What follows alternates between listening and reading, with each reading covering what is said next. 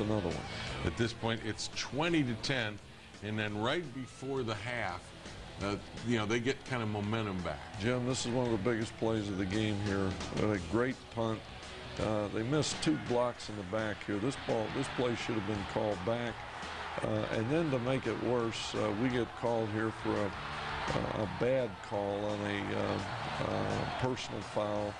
And now they get the ball inside the 10, and we don't cover a seam there in the coverage. And instead of being down 20 to being up 20-13, we give them great momentum by allowing a touchdown there at the end of the half. And then momentum is something I know you had to be worried about going into the locker room at half, that late touchdown. Well, you know, we were disappointed in our coverage. That's the thing that put our defense in poor field position the entire first half. Every drive, every scoring drive they had was a result of great field position. All right, when we come back, we'll take a look at the second half. But first, we hear from Ernest Shazor, who said part of the defensive game plan did work. We always come in and try to stop the run. We stopped the run. We gave a few big runs in there, but for the most part, we stopped the run. That was the game plan.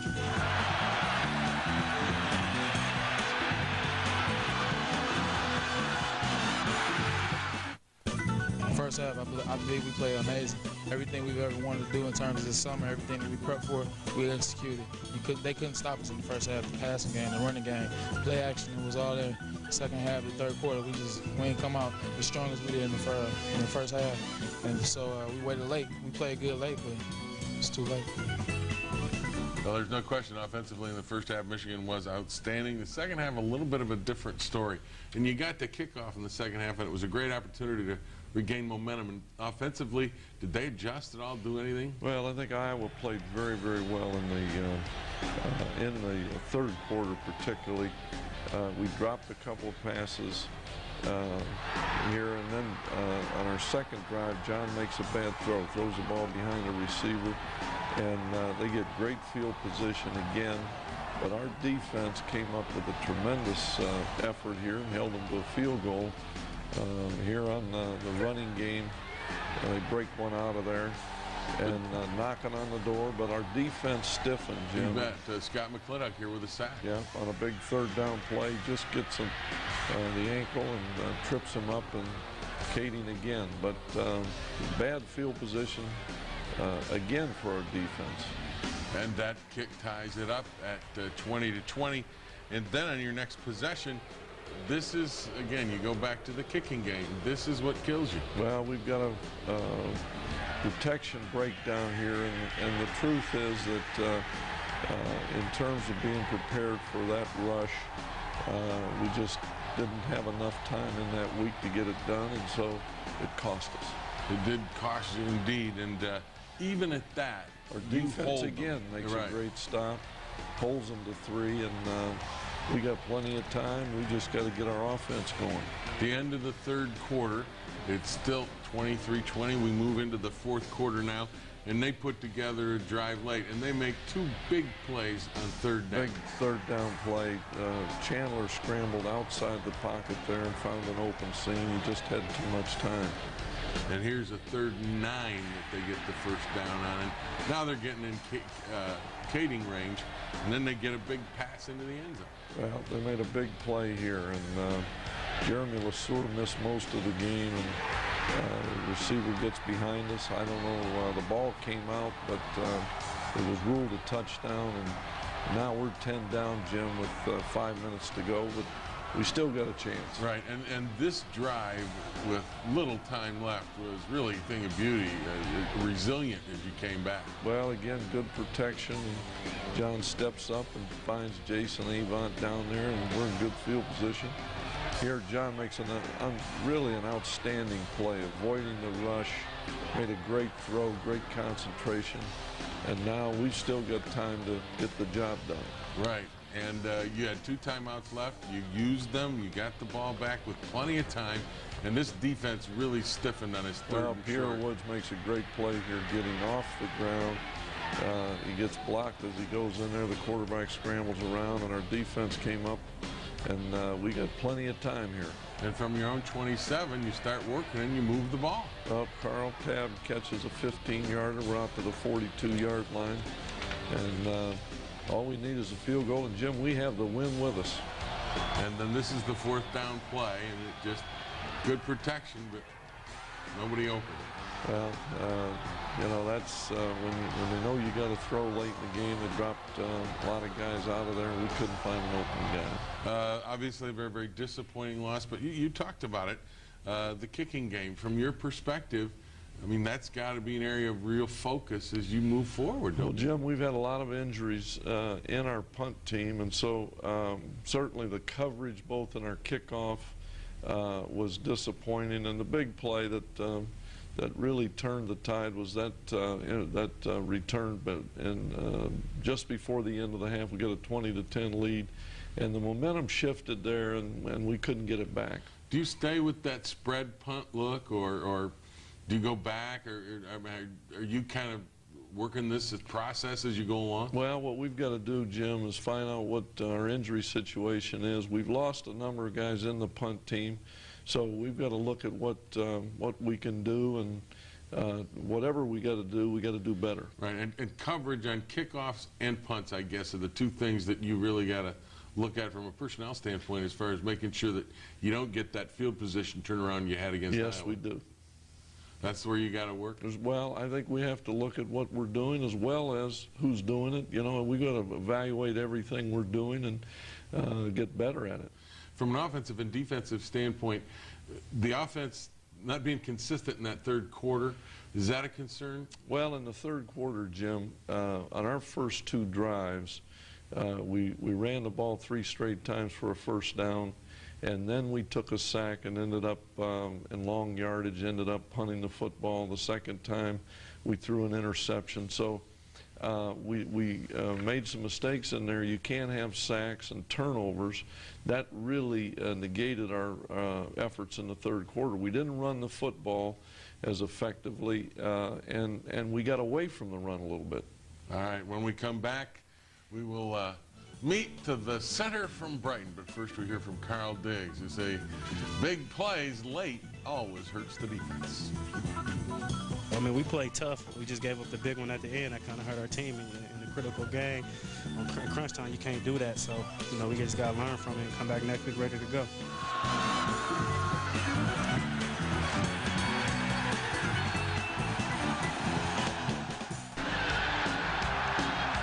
Of any offensive line is the center, and this year Michigan has a great one. Dave Pearson came to Michigan from just up the road in Brighton. He was originally a defensive lineman, but moved to center and settled right in as the starter. Pearson has the reputation of being a very smart player, but he says making the move to offense tested that intelligence.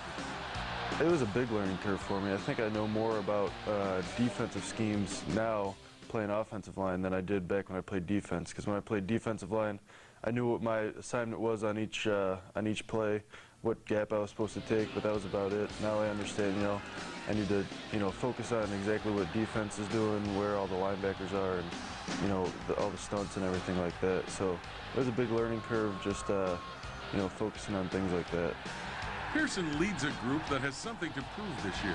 Last season, the running game wasn't up to Michigan standards, and Pearson says that affected the entire O-line's preparation for this season. We finished down at the bottom of the Big Ten last year, and you know, that was something that, you know, I think we do have a little chip on our shoulder from that, and that's where the attitude comes from, is done as long as we get the job done up front. So I think that's where the attitude comes from. As a fifth-year senior, Pearson is savoring every moment of this season. The experience has been a great one for Dave, and he'll take the memories with him for life. In 5 years, there's always going to be a couple bumps, but it's been a wonderful experience. You know, you always hear when you come in as you make here, I could definitely, you know, these are the best friends that I have, you know, in the world right now, and so I don't see that changing anytime soon, and, you know, I'm looking forward to what the future. In the middle of that offensive line, and you know, after a game like Iowa, it's tough to talk about the offensive line, but Dave had come in here, and when he changed over from defense to offense, and you've even said, I've heard you said, he's smarter than you are. Well, he's a lot smarter than I am, and he's done a great job. And he's done a great job switching, making that move, and then that center position's integral in that middle of that offensive line to make sure everybody's on the right page. Well, you need a smart guy, you need a tough guy, you need a competitive guy, and he's all three of those. That's Dave Pearson, the center of the University of Michigan Wolverines. When we come back, we'll look ahead. The Wolverines face another very big test coming up at Minnesota, the battle for the Brown Jug. Before we come back and look at the highlights of them, we'll meet David Bass, who says looking ahead at another big road test. Yeah, Minnesota's a good team. You know, we have to be able to keep everybody, you know, up and focused. We have to move on to Minnesota because they're going to be ready.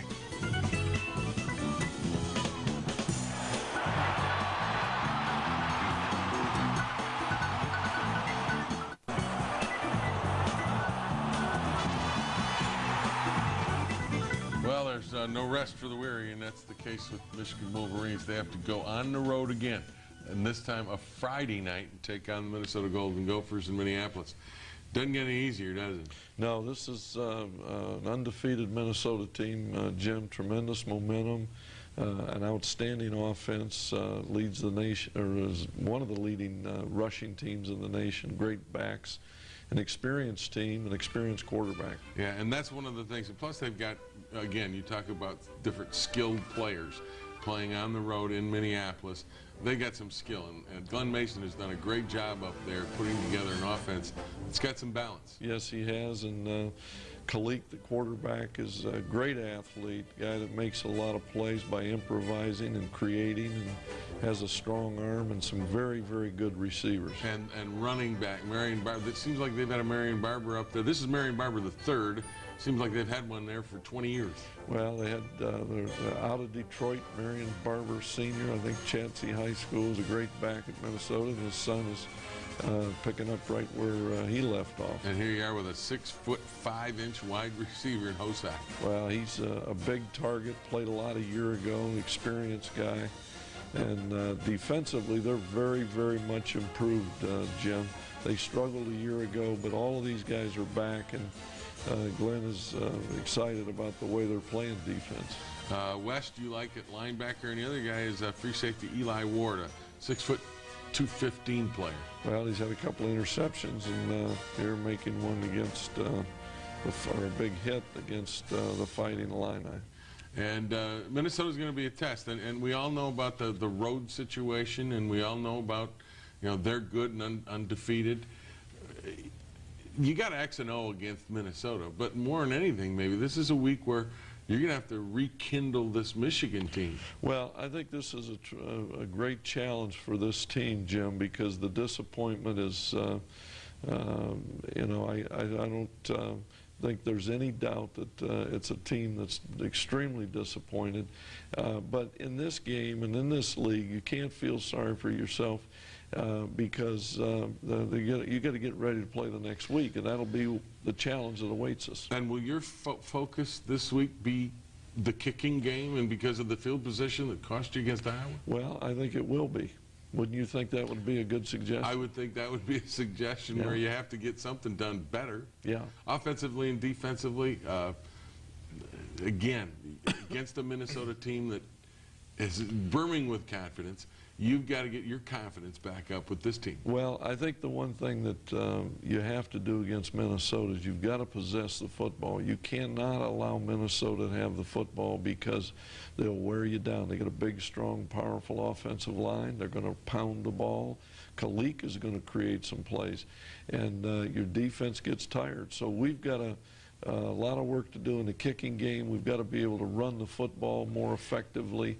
There's no question about that. We're throwing the football too many times. I like to throw the football, but I'd sure like more balance, and that's what we've got to get. And you mentioned during the highlights, talked about the willingness. You know, you got to commit to the run sometimes, well, yes, as a coaching staff. Yes, you do. We do. And, you know, we've got an outstanding running back. We've got a good line, and so we've got to be able to possess the football, and that means that you do have to have a will to run the football. Now, it's going to be a very important week for the Michigan Wolverines to get ready for this Friday night contest. I'm not even going to mention the Friday night deal because who cares, right? Who cares, Jim? It's Friday night. You got to play them whenever they schedule them. Whatever they say, wherever they are. We'll be back next week, and we'll talk about it. The battle for the Little Brown Jug. The Wolverines on the road in Minneapolis. That's next week, same time, same place, right here on Michigan Replay.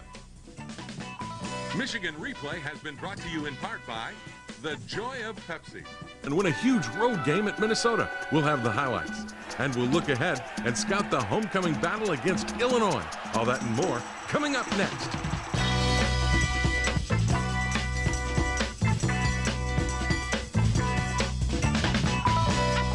Michigan Replay with Lloyd Carr is brought to you in part by the joy of Pepsi and by Big Boy Restaurants. Big Boy makes you say, oh boy.